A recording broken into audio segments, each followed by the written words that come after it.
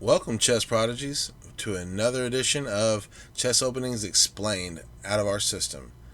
First off, we're going to come from you from the black side of the board. We're going to use the Schallop variation of the Slav defense. We're going to go against the Queen's Gambit. We prefer this because it gives us active bishops. So but without any further ado, let's step into it. White starts with d4. We go with d5.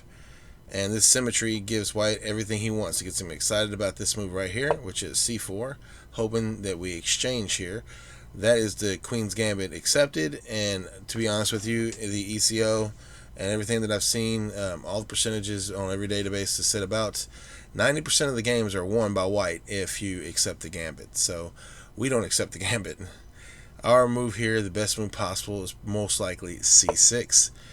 And we're going to see the meter here change a little bit. Even if the material is equal, and if both players play 100% accurate, most likely that you're always going to see White has a slight advantage, and that's because they have tempo in the beginning. So unless a mistake or inaccuracy or a blunder is made, then this will stay slightly in the favor of White.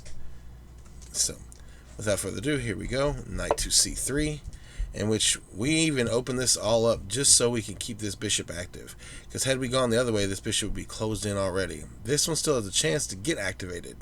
Remember, we said activity is everything. So let's go ahead and press forward with our knight to f5. And of course the computer doesn't like that. It likes to see knights get involved first.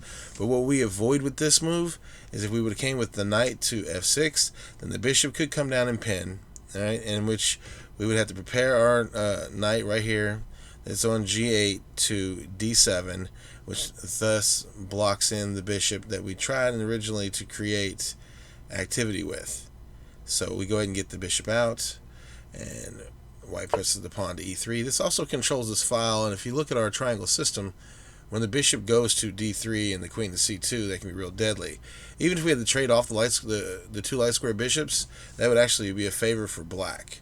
Because, as we know, the dark square bishop is most likely the powerful, useful tool for black, and it's the good bishop normally. So being able to get this out here and exchange it off if necessary is a great thing.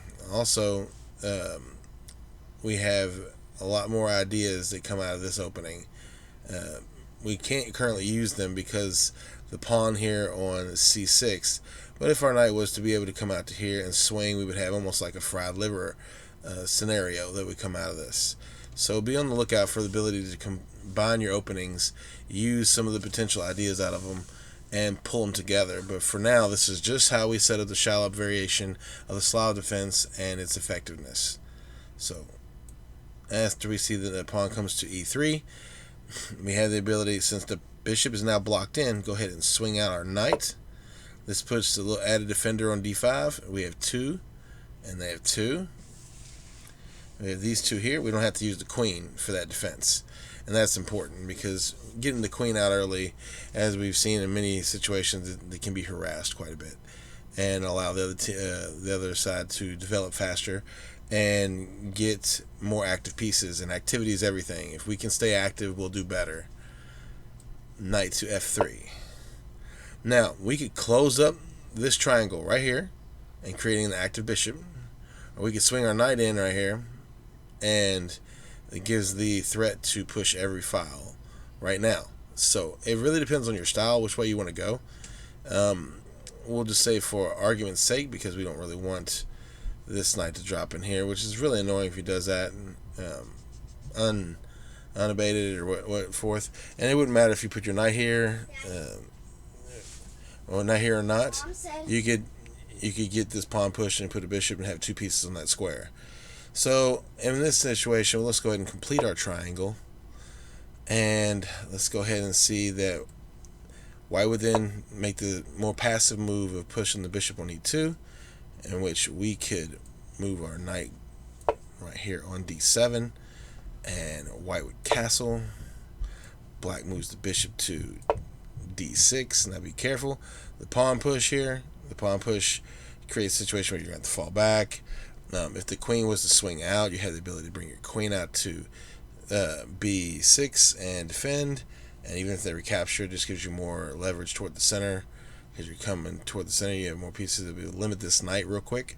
But this is the basics of the Schallop variation. Is 2 active bishops, slows down the tempo of white pressing down. And, as you see, the meter's always going to say that it's in white's favor, but there's more inaccuracies that can be created when there's activity by your side. So now we have 4 activated pieces. However we are as a player, whether we're one that likes space or we like real tight positions, maybe we like opening and playing out of the C file or the E file.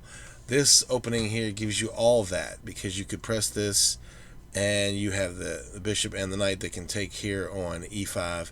You could press the C6 pawn, and if it's captured that way, you have the knight and bishop that can take on C5.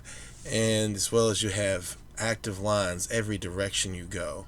You could castle. If they get fancy and swing the knight out coming for the bishop and you drop it down, they capture and you recapture, opening up the H file.